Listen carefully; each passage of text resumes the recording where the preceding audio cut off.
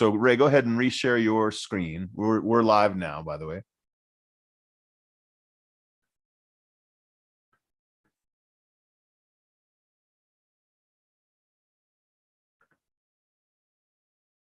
And I'm checking the, yep. So we are live on your, at least on the Facebook page. Well, I got to get it figured out why the YouTube, it may be going to YouTube just automatically. And I can't see it, but I see it playing on, oh, and it's even being closed captioned on your Facebook page too. That's cool. So everyone, if you're here, welcome folks. We're doing a test. Ray Roberts is, well, if you're watching this, you know who Ray Roberts is. Ray is wanting to do some semi-periodical little free content. What do you call this, Ray? Just like a little freebie? That's right, Mark. It's a freebie. Good, it's a freebie. And so we're doing it here. We're testing it here first on Facebook. So I told Ray what I thought would be great would be if we just look through some of his paintings and talk about them. I've got some questions. I can already come up with some questions on the first few. Ray, first of all, do you have a show coming up? Yeah, I've got a solo show at La Papa Art Association in Laguna in November. It's a one-man show? Yeah. Oh, super. And these paintings are going in that show? Yes. That's great. All right, go back to the one before this. I just want to get to it. Really the desert one? Yeah. Okay. And in the future, for those of you who are watching now, we're going to try another one of these, I think, on Thursday, right, Ray?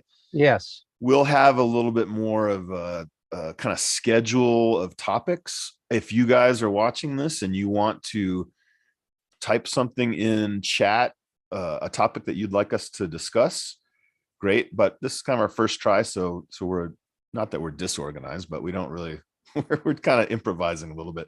Ray, in this painting, I have a very important question. Real quick, just so everybody knows, that's Mark Daniel Nelson talking. I don't know if you introduce yourself.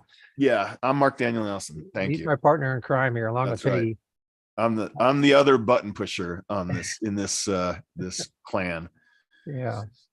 So on this painting, you talk a lot in some of your classes and other things about the idea of the atmospheric perspective and linear perspective.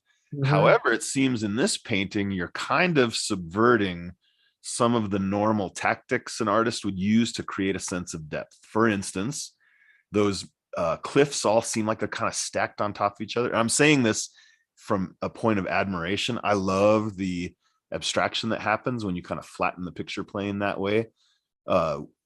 Tell me what goes through your mind. Like, why is the white cloud in the middle top so sharp and it's even kind of outlined a little bit? And why is there not more kind of softer edges as you go into the distance, and the color stays pretty consistent? The cliff right above the horse riders and the cliff way back in the middle right seem to be, if in fact the one in the middle right seems to even be more saturated.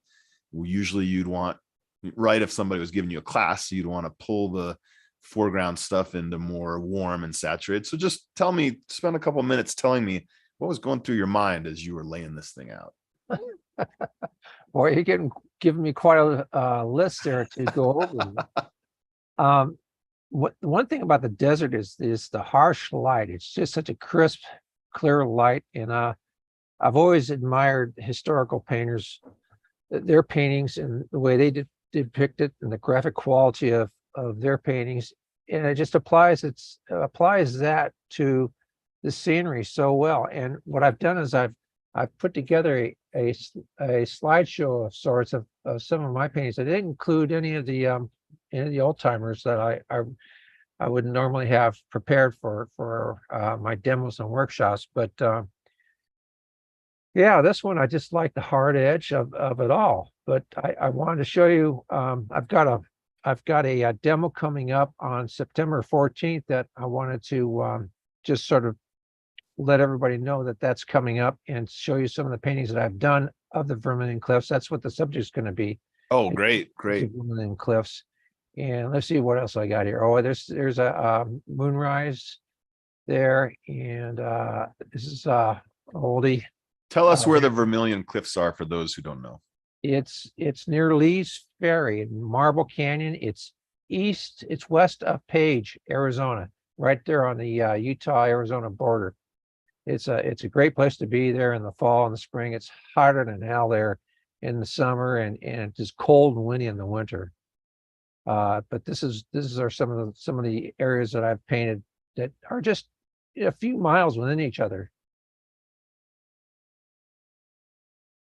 And so Those are great. I think I've driven that road, the one you were just showing, that little house with the cliffs in the background. I think I've been there. yeah. So basically I want to talk about that. And the hard edge, I just like hard edge paintings. I like graphic quality to the paintings. And this subject really lends. This is a afternoon scene just right across the bridge. There's a bridge that goes over the Colorado River on the east side, and this is what it looks like in the afternoon. And you'll occasionally see some riders go through there too. Well, and it certainly kind of amplifies the dryness of the air, so it doesn't feel the lack of the normal atmospheric. If you were painting this in California, for example, it would probably have a lot more diffuse stuff happening in the background there. Absolutely. It's super dry, like where it's like desert Yes. where you are, and it just makes it feel, a lot of people don't believe it who haven't been there. Right. When the sun goes down, it is intense. It's extremely clear.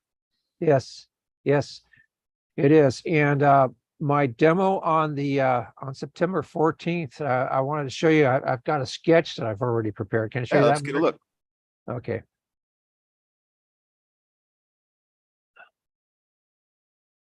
Okay, just a second here.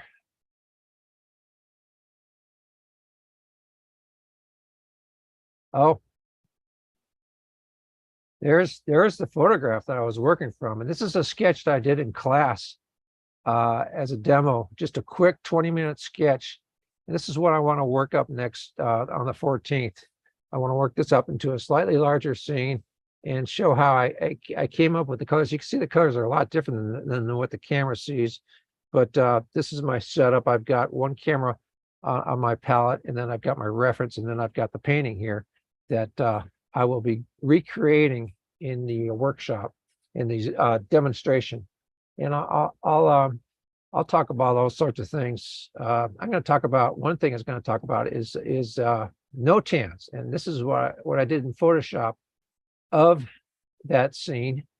And it's a great, that's the way I think. I think in terms of light and dark shapes, this subject matter really lends itself well to the good, crisp, hard light and dark shape patterns that you see up there in the desert.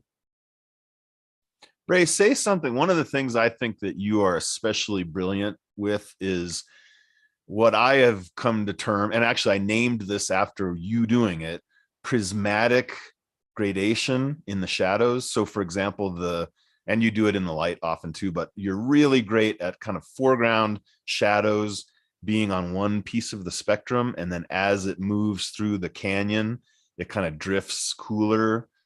So show the photo again, do the screen with the photo again, right? The camera, of course, all those shadows are kind of the same. Like they're grayed down. They don't have much richness to them. Say something about how you choose your colors for your shadows. Well, one of my early teachers was John Asaro, and he always asked us to try to figure out why an object is the color that it is.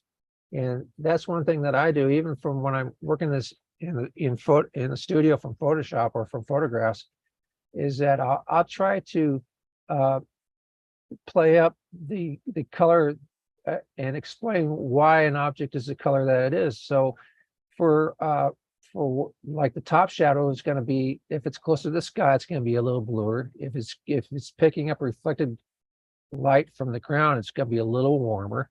And the same thing for everywhere else. Wherever you see light reflected from the ground, is going to get a little bit of that ground color reflected into the shadow.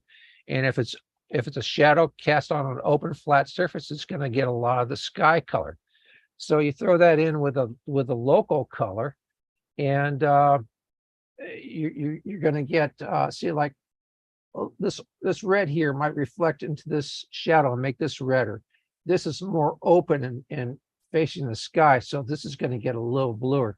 Same thing for this. It's going to get a little bluer on the top, and then as it gets down lower, it's going to pick up some of the reflection from there. And then smaller shadows get a little bit lighter as they are smaller. You don't want this to be a heavy black dot. I mean, I can go on and on with why objects are the colors that they are, and I do share that in my workshops. Is that what you were asking, Mark? Yeah, exactly. That's a great preview. I think, Ray, we could kind of wrap this up. This is a great little teaser.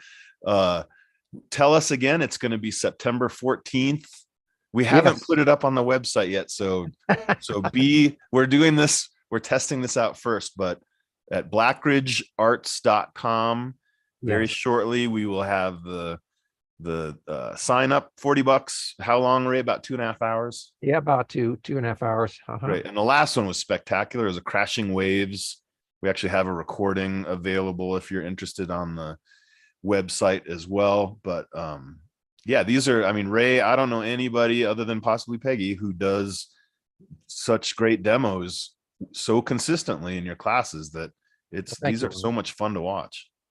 So, thank you. All right, so I'm going to sign off and we'll check all the analytics and stuff. But Ray, I'm going to keep Zoom open.